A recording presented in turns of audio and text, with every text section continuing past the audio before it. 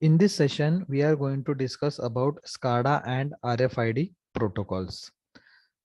SCADA stands for Supervisory Control and Data Acquisition. It is treated as one of the pillars to represent the whole industrial automation arena. IEEE created some standard specification called STD C37.1 having trademark itself, especially for SCADA and automation system in 2007. So in 2007, IEEE have defined some standard specification for SCADA, and that standard specification has been named as C37.1. It is specifically for SCADA and automation systems only. In recent years, network-based industrial automation has greatly evolved. Nowadays, what is happening? Whatever industrial automation is happening, it is completely based on network application. So it is most popularly used nowadays in industrial automation. With the use of intelligent electronic devices, that is IEDs or IoT devices in our terms. How it is become more popular? By using intelligent electronic devices, which is renamed as IED or IoT devices. Another name for intelligent electronic device IED is IoT device we are talking about till now in various substations and power stations. So these particular devices have been used in industrial automation, which will be very much popular nowadays. So this is what IEEE standard of C37.1 SCADA architecture. This is what that particular architecture is. So there is one SCADA master. It will be connected with your what? Engineering workstation, which will be connected to your internet WN WAN. So there are various systems, there are various applications. This is what the firewall is installed at the industry side. This firewall is connected to this SCADA master. So whenever any device is going to connect, let's say there is a relay IED or there are other IEDs, all these things are connected to your what? Remote terminal unit, which will have some hardwire or which will have somewhat, let's say, hardware device connected with some sensors. This is one hardware device, this is another hardware device. They have some sensors over them. This sensor will going to generate some kind of data, and that data is going to store to SCADA master with the help of this IED or with the help of some IoT device, and they are connected with each other with some LAN. This LAN data is going to transmit to your what? Local system, or it will be stored in your database server. Once it is stored in the database server in local system, then it will be transmit to your what? SCADA master through some firewall. So these firewalls are responsible for monitoring activities related with your what? LAN, and whatever data is generated by these hardware devices, these data are generated with the help of various sensors available at substation. This is what the SCADA architecture C37.1 is. Here the processing is now distributed. So one activity is distributed over different machines. One machine is assigned for processing, another machine is assigned for uploading the data, another machine is for retrieving the data, or another machine is there for calculating some values. So the processing is now distributed among various system. Function that used to be done at control center can now be done by IED, that is machine to machine between devices. Whatever functionalities that were supposed to be done by the control center, nowadays those functionalities have been done by IED or IoT devices itself, which are installed between various devices. So whenever the activity is done by the IoT devices, the processing will be done by the IoT devices. That particular time of control center have been saved, and those time can be utilized for different activities. Due to restructuring of electric industry, traditionally vertically integrated electric utilities are replaced by many entities such as Genco, Transco, Disco, ISO, and so on. Due to the use of SCADA, this particular electric industry has been modified, and traditional vertical integrated electric utilities are replaced by some other entities. Whatever traditional entities have been there in electric industries, all those electric industry traditional utilities have been replaced by some advanced entities like Genco, that is your generic company, transmission company, Disco, ISO. They are replacing your traditional system, and this traditional system will have SCADA architecture over them. OPC is used nowadays in your SCADA architecture, where OPC stands for object linking and embedding for process control. OPC stands for OLE for process control, where again OLE stands for object linking and embedding. Object linking and embedding means what? There are different IoT objects, there are different IoT devices. All those IoT devices or IoT objects have been linked with each other for data transmission or for what? Data exchange, and they will be embedding to various hardware as well as software. So this OPC is object linking and embedding, which will going to have the combination of hardware and software for data transmission, for exchanging the data, which will be generated at some process control applications. The original name was for standard specification developed in 1996 by Industrial Automation Industry Task Force. This OPC, it was the original name for what? Standard specification, which was developed in 1996. And who developed this particular OPC? Industrial Automation Industry Task Force. So it was the original name for your what? Standard specification. The standard specifies the communication of real-time planned data between control devices from different manufacturers. Let's say there are some devices in your any of the IoT application, and those devices are manufactured by different manufacturers. Now one device is going to generate some data, and the data should be transmitted to another device which was manufactured by different manufacturer. So there should be what? Proper communication between these control devices. Those control devices have manufactured by different manufacturers. So in this case, what will be requiring? OPC will be required for object linking and embedding purpose.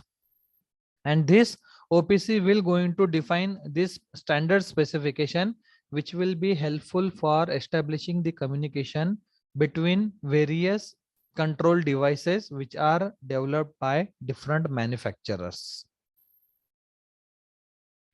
This OPC is again managed by OPC Foundation with more than 220 members worldwide. These 220 members will be various industries from different domains, and this OPC Foundation is responsible for managing the activities of OLE process control. This is the application structure before introducing the OPC. So there are various servers. Let's say there are server A, B, and C, and there are various applications. Let's say application X, Y, Z. These applications can be managed by various servers. There is no restrictions on managing the application with various server. Any server can manage any application. It was before what? OPC. But after introduction of OPC, how it will change? It will change like this. There is one OPC interface with application. There are various OPC servers, and these OPC servers and these applications are connected with each other with the help of some dedicated network. So here you can see before OPC, any server can have any application, whereas after OPC, there is some interface introduced with that particular application, and these OPC interface were managed by this particular network, and this network will have various servers connected with them, and different applications are also installed over the server side with the help of this networking structure.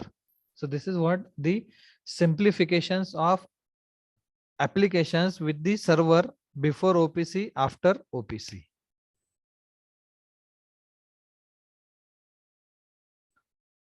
That particular OPC was originated from Dynamic Data Exchange, that is DDE technologies, based on DOS for PCs.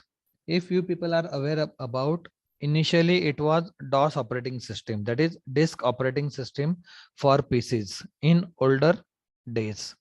And those particular OPC was based on this particular DOS operating system, which was your original operating system introduced in early stages of development of the computers. The introduction of Windows 3.0 in 1990 made Windows an inexpensive mainstream computing platform. In 1990, Windows 3.0 was introduced by Microsoft, which was treated as inexpensive. It was not very much expensive, it was inexpensive. The mainstream computing platform it was treated as. This particular mainstream computing platform is responsible for providing the ability for a PC to run multiple applications simultaneously. So this mainstream computing platform is responsible for establishing or for executing many applications simultaneously on a single system. And it was a standard mechanism for those applications to exchange the data at runtime. So if there is a need of exchanging the data at runtime between various applications, then this mainstream computing platform, which was introduced in Windows 3.0, was responsible for doing this particular activity. Wonderware's InTouch is the SCADA software that had the greatest impact for the transition from DDE to OPC. It was the application which will going to transit from DDE to OPC with the help of your what? This InTouch SCADA software. It introduced a means of networking DDE traffic, that is NetDDE, which was later taken up by Microsoft. This particular company, Wonderware, have introduced this InTouch software. Later on, it was taken by Microsoft and they have renamed this particular InTouch with NetDDE for DDE traffic management purpose. OLE, which was based on your COM, that is Common Object Model, and OCX, which is nowadays treated as ActiveX, which was based on .NET, were launched in 1992. So in 1992, what happened? Two more technologies have been introduced, that is COM, Common Object Model, and OCX, which was nowadays referred as ActiveX. It is based on .NET framework. They were launched in 1992. OPC was designed to provide a common bridge for Windows-based software application and process control hardware. So this particular OPC was designed to provide a common bridge for Windows-based software application and process control hardware. There are different hardwares in the industries, and to monitor or to control those hardwares, there is a need of some software application. So to establish the proper synchronization between that particular software application, which was Windows based, and the hardwares which will going to control some processes in the industries, there is a need of defining some bridge, or there is a need of designing some bridge, and that bridge was nothing but OPC. OPC has achieved great success in many application areas, most of them closely related to or part of IoT applications. So in case of your various IoT application, mostly used technology is OPC, that is OLE for process control. For example, standard OPC DA, that is your data access, is based on Microsoft COM and DCOM technology. So this is one example of standard OPC data access, which is based on Microsoft COM and DCOM technology and is consequently restricted to the Windows operating system. So this particular OPC data access is restricted to Windows operating system only, which was based on Microsoft COM and DCOM technology. In addition with that, DCOM communication is easily blocked by firewalls. So this particular DCOM communication is easily blocked by the firewall if it found any suspicious activity. That will going to prevent OPC client from accessing data over a wide area network and World Wide Web. So with the help of firewall, what will happen? The client cannot easily access data over wide area network as well as World Wide Web. If there is firewall, will going to block some suspicious activity. And if this particular activity has been blocked by the firewall, then it will not possible to access the data over wide area network as well as through World Wide Web. Then second protocol is RFID protocols. These RFID protocols and data formats are relatively well defined, mostly by EPC Global. So EPC Global was another organization which will be responsible for defining various RFID protocols and data formats which are required for RFID technology. It was compared with protocols and formats of the other three pillars of IoT. So other three IoT pillars have defined their own protocols, they have their own formats, and this particular RFID protocols and formats will be compared with other pillars, and they will going to find out which will be better for which kind of IoT application. Common RFID protocols are PML, Object Naming Service, Edgeware, EPC Information Service, Application Level Events, etc. These are somewhat common protocols of RFID which was defined by EPC Global.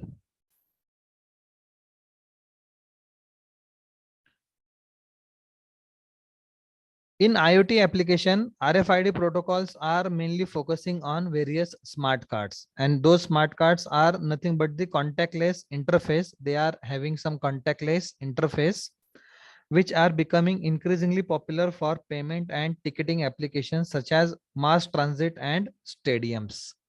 So whenever we are talking about smart cards, those smart cards are usually contactless. So we are not going to have the contact with those particular smart car. They are going to accessible at some distance without touching to those particular smart cards, and those smart cards are popularly used in payment system as well as in case of ticketing applications such as at mass transit or various stadiums.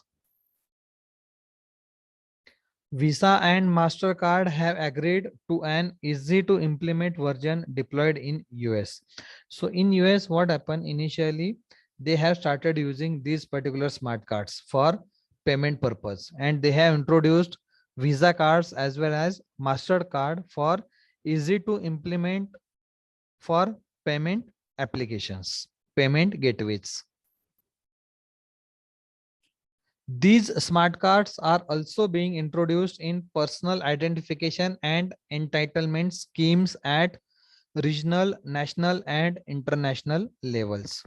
So these particular smart cards, which were used for payment and ticketing purpose, nowadays such smart cards are used for identification of persons also. Those identification can be done at either regional level, national level, or it can be at international levels. So such person identification smart cards are either citizen cards, driving license, or patient card schemes. So these are some examples of your what smart cards related with person identifications. The standard for contactless smart card communication is ISO IEC 14443. It was the standard which was introduced for smart card communication purpose, which is ISO/IEC 14443. It defines two types of contactless cards, that is A and B, and allows for communication at distances up to 10 centimeter only. So this particular ISO IEC 14443 will going to have the contactless cards of range up to 10 centimeters only. There is an alternative for 14443, that is ISO IEC 15693, which allows communication at distance up to 50 centimeters. So this is what the advanced version of previous one, from 10 centimeters to 50 centimeters. So this is what that particular standard is. ISO IEC 14443, or we can say 15693 smart card standard. So there is one device, it will have some antenna, let's say, and this is what the smart card is. Smart card will have various components, that is, it will have controller interface, it will have some operating system and switch mode modules. Then it will have some drivers. It will have again some reader drivers that will going to read this particular device. It will have some master driver also, which will going to store the data related with master devices and slave devices. And whatever data have been stored, that particular data will be stored in this particular card emulation, and it will have some reader mode driver also. So this is what the smart card standard for 14443 or 15693.